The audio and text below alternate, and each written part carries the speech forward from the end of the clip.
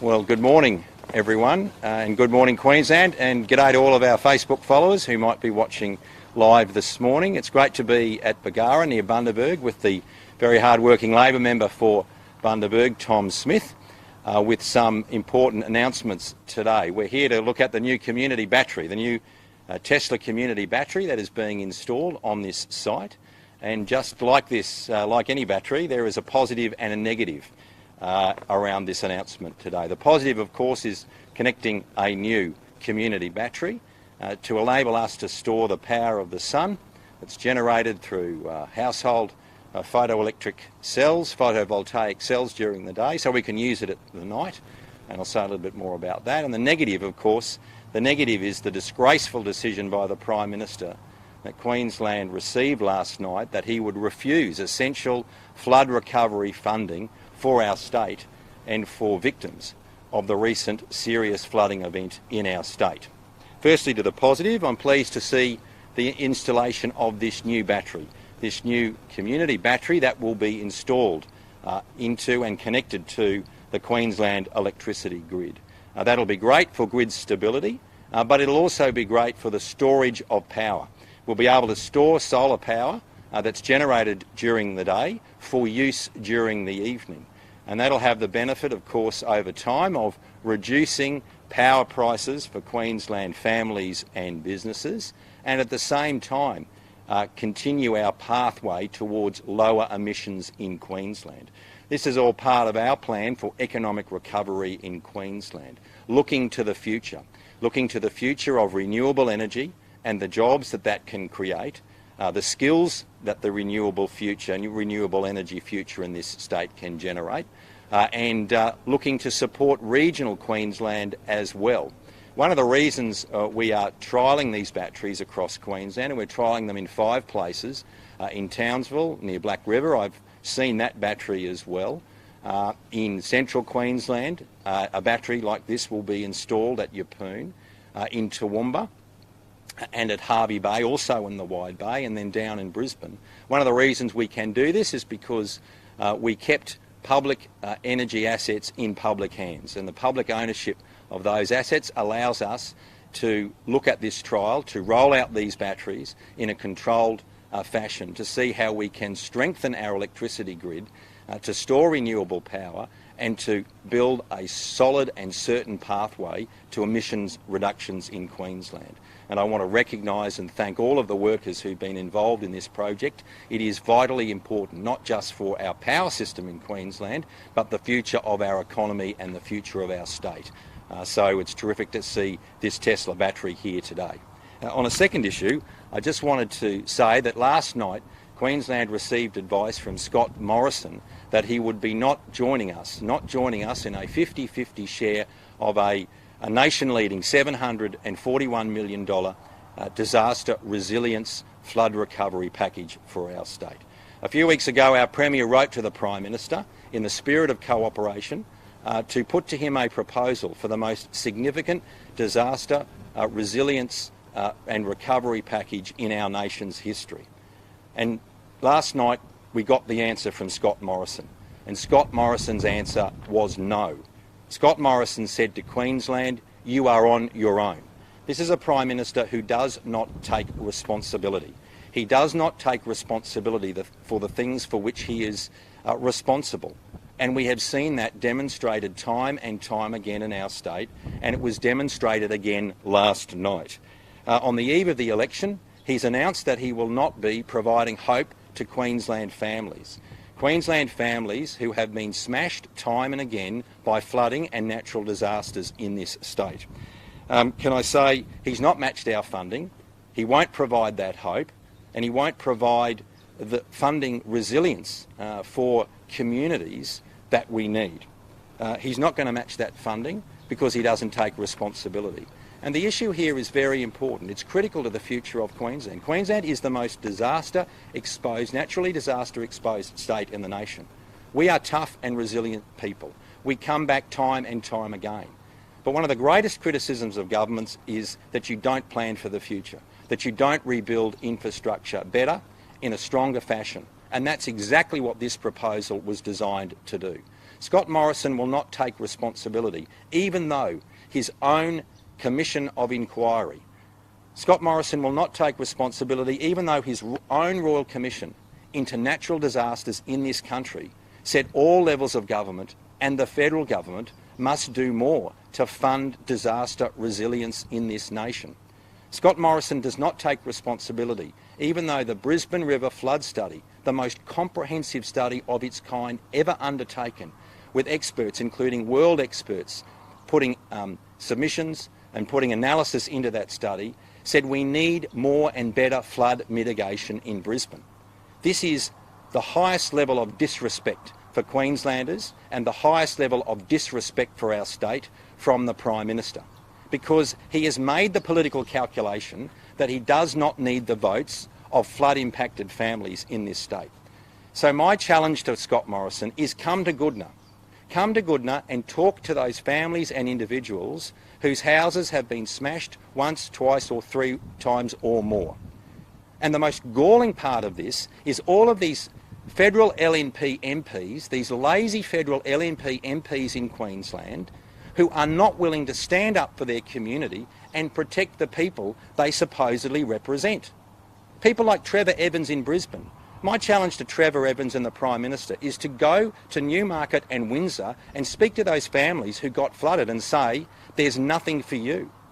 People like Julian Simmonds, safe Liberal seat, the Liberal seat of Ryan. My challenge to the Prime Minister and Julian Simmonds is go to places like Auchenflower and Ashgrove and tell those families whose houses were flooded, sometimes it was the first time ever, to say to those families, you get nothing from the federal government. That is not good enough. It's not good enough for those people, it's not good enough for our state, and frankly, it's not good enough for our nation to be turning our face away from investing in making our communities more flood safe and more flood protected. It's something that our government won't put up with. So Scott Morrison turns his face against good policy. He's turning his back on good policy and he's turning his back on Queenslanders as a consequence. So my message to Queenslanders is this: whether you live in Bundaberg, and that's another area where he refuses to fund the flood levy, come to Water Street. That is the name of a street that got flooded. Come to Water Street in Bundaberg, Prime Minister, and speak to those families and businesses who were affected by a terrible flood and say, we're not funding the flood levy, a flood levy that will protect you. So whether you live in Bundaberg or Brisbane or Logan, where I come from, or the Gold Coast, all of those flood-affected areas, in fact, it doesn't matter whether you live in a flood-affected area in Queensland, the Prime Minister will not take responsibility, the Prime Minister will not help us. The Prime Minister, in a time of crisis, says to Queensland, you're on your own. And I'm urging every Queenslander to reflect on that, to remember that, and to vote accordingly when the federal election comes. I might ask Tom Smith to say a few words, and then we're happy to take some questions. Well, it's always wonderful to have the Acting Premier, the Treasurer, in town, because whether it's investing into our manufacturing businesses or supporting our agriculture and our horticulture industry, the Palaszczuk government is always there for the people of the Bundaberg region. And this is another example of that. This isn't just about investing into renewable energies, it's about investing in the future technologies and future employment. We know that the technology of the future will mean that there's high-skilled, high-tech, high-wage employment that goes along with that, and that's what's so critically important here in the Bundaberg region, especially for our young people. But this also makes sure that the cost of living burdens are eased. We're going to take the pressure in the long term off power bills across this Bundaberg region. And we know that it's the Palaszczuk government that stands up for that easing of the cost of living, but it's disappointing that what we've seen over the last 8 years of a Morrison government is that cost of living pressures go up and up and up because of the federal government. I'd also like to just echo the sentiments there of the Acting Premier. The #1 flood mitigation priority project is here in Bundaberg. Across all of Queensland, the #1 project that we've put forward for funding through the ERF is here in Bundaberg. And still, after 2 years, the federal government refused to spend any of that $4.8 billion in the Bundaberg. It's simply not good enough, and it's time that the Prime Minister and Keith Pitt, the local member, stand up for the Bundaberg people. But I just want to say a big thank you to the Acting Premier being here today. This is a fantastic job by the Palaszczuk government. 18 full-time equivalent jobs here in the construction of this battery, and of course it means cost of living pressures REs on the Bundaberg region. Thanks, John. Okay, happy to take questions this morning. Is it fair to expect the Commonwealth to go half in the cost, considering it is a state government responsibility?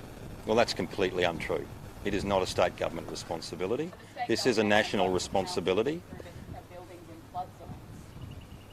It is not a state responsibility. Let me make it clear. This is an exceptional circumstances application under the disaster recovery funding arrangements. So this is a nationally agreed program under the disaster recovery funding arrangements. And we have funded exceptional circumstances investments as well. But the nature of this flood was so extreme, coming off the back of a big flood a decade ago, where some communities have been smashed twice in 10 years. Some communities have been flooded for the first time in memory. The greatest rainfall in Brisbane in recent memory, greater than the 1974 flood. If the Prime Minister doesn't see that something's happening in the world and that we need to make our communities more disaster resilient and invest in the infrastructure and the improvement of the houses in particular where people live, then he's not paying attention and he's not in the real world. This is an important investment, a significant investment, one that would change Queensland for the better and lead the nation. And we made that very clear to the Prime Minister, and we put our hand out to him in a genuine fashion to say, let's help those families, let's help those communities, let's put in the infrastructure and rebuild those houses better than they were and help them. And that hand has just been dismissed by the Prime Minister. What's the future of the program? Will the state government go it alone? Will it fund only half of it? Well, our money will remain on the table. We will not remove our money. But there are difficult decisions. We will welcome any further investment by the federal government. And we've really tried to do this in a positive and constructive fashion because every piece of advice and research and evidence says you need to build back better. And that's precisely why we put this program together. But there are hard decisions to be made if we don't get matching federal money. The money just won't go as far as we want it to. We won't get that uplift. We won't get the leverage that we need from Commonwealth money coming in. The federal government has spent billions and billions since the December mid-year financial and economic outlook report. They did their mid-year budget review in December and they've committed billions of dollars to other projects and other programs. We're just saying, give us the $371 million we need to put this program together. We are ready to go and it will make a big difference. And we shouldn't be insulting those families that have been impacted by this flood. We should be helping them. And we genuinely want to do that. And now is the time to set an example to the rest of the country and the rest of the world about how you can build back better. I'll come back to you. No, we'll continue to keep that investment on the table. The program is very clear on the initiatives, but the money just won't go as far as it otherwise could. So we'll have to consider that. We'll have to see what the federal government might do ultimately. But it seems like it's a no, a clear no, a very clear no, and we just don't think that's acceptable. It's not acceptable to those families, it's not acceptable to those communities, and it's not acceptable to the Labor government in Queensland. So we need that money. So we will continue with a program. We'll have to reconsider what we can do, but it just won't go as far. And that's the real crying shame of this. Basically, half of the state affected by major flooding events. How do you then go about choosing which communities will benefit from only half of the time? Well, we'll take the advice of the Queensland Reconstruction Authority, a nation leader and frankly a world leader when it comes to betterment and resilience in rebuilding infrastructure and rebuilding communities. We of course led the nation when we relocated Grantham. The new Grantham project was one of the leading projects of its kind in the world to make a community safe and to protect them. And that's what we saw in the recent flooding event. Those families that moved and relocated to a new part of Grantham were safe. They were safe in the recent flooding event, and that's what we want. So we take the advice of the QRA. They lead the nation. They put together a very detailed and comprehensive package, and I want to thank all of the team there for the great work they've done. But we'll take their advice and then we get the targeted investment. And that gives Queenslanders confidence that the investment we're making is absolutely the right targeted investment to get the best outcome to protect individuals, families and communities. And just on the vaccine mandate, yes. Given the state government is easing the mandate imposed on the unvaccinated businesses and employers who screw down or sack employees? Well, the mandate remains the same for high-risk venues and high-risk places of work like hospitals, aged care, schools as well. So that continues in the future. But of course, we've made a decision on the advice of the Chief Health Officer to change that health directive from Easter effectively, and that will be good. The Chief Health Officer made it clear yesterday that it wasn't of use in those environments anymore. It wasn't an effective public health measure, and that's why we've acted to change that public health directive. When will vaccine mandates be lifted for police and nurses? We'll take the advice of the Chief Health Officer on that, and we'll continue to take his advice. Both the previous Health Officer, our Governor, Dr Jeanette Young, and Dr Gerard have done a wonderful job for Queensland. They kept us safe. We've had one of the best health responses to COVID in the world in Queensland, and that's enabled a very strong and remarkable economic recovery. And so we know by relying on their advice, we can keep our people safe, we can keep our economy strong, and we can project Queensland in a really positive way to the rest of the nation and the world. And that's very important as we move away from COVID-19 the best we can. Will the government ever change the vaccine mandate for those in health settings such as people working with disabilities? Well, we'll take the advice of the Chief Health Officer, and of course that's also an agreed position as I understand it nationally. So all of the Chief Health Officers and Chief Medical Officers around the nation agree that it's important to keep vulnerable people safe, particularly people who may be ill, maybe have a chronic illness, or maybe in a hospital. And of course that's been the guiding light for us every step of the way. How do we keep Queenslanders safe? We've taken the advice on changing those restrictions and changing the health directive, but of course for people who are in high risk settings where their health may be compromised or exposed to COVID-19, then we're going to continue to ensure that they are safe and protected and that the staff are vaccinated. And that's very important, not only for those individuals who might be in hospital living in those aged care facilities, but it's very important for their families as well. And will there be more social responsibilities put on businesses to protect themselves now from COVID? Well, I think what we've seen in Queensland is a high level of responsibility from all people in our society, whether it be business, whether it be community organisations, whether it be healthcare workers, whether it be Queenslanders looking after their friends and neighbours. The high level of compliance, the high level of obedience, in a sense, or following the health advice has been quite amazing, and I want to credit all Queenslanders for doing that. That's the reason our state has been kept safe. That's the reason our economy is so strong. It's why Queensland's been the jobs generator of the nation, creating almost half of all jobs created in this nation since the start of the pandemic. It was because of the good common sense and the practical approach Queenslanders took to the pandemic, and that's been delivered an outstanding result. It hasn't been without difficulty, it hasn't been without challenge, but when you look at other parts of the country and other parts of the world, Queensland has really led the way, and I think it's the good common sense and practical sense of Queenslanders that have got us here, and that'll get us through whatever might be thrown at us in the future when it comes to the pandemic and any future variants. Childcare centres and sustainable venues in the CBD are still doing it tough with so many people choosing to work from home. Surely the state government should step in to mandate returning to the city, or at least strongly encourage return to the CBD. Yeah, we have. We're encouraging all businesses to ensure that all workers return to the CBD. That's a very important thing. That'll help businesses in the CBD. That'll help hospitality venues, and we know the change in the health directive will, of course, help them during Easter and beyond. So we're encouraging everyone to return to the CBD. Let's get Queensland back to normal. The safest way we can possibly achieve that is very important. So we'll be encouraging workers to return to the CBD to help those businesses and to help Queensland return to the life that we once knew. All right?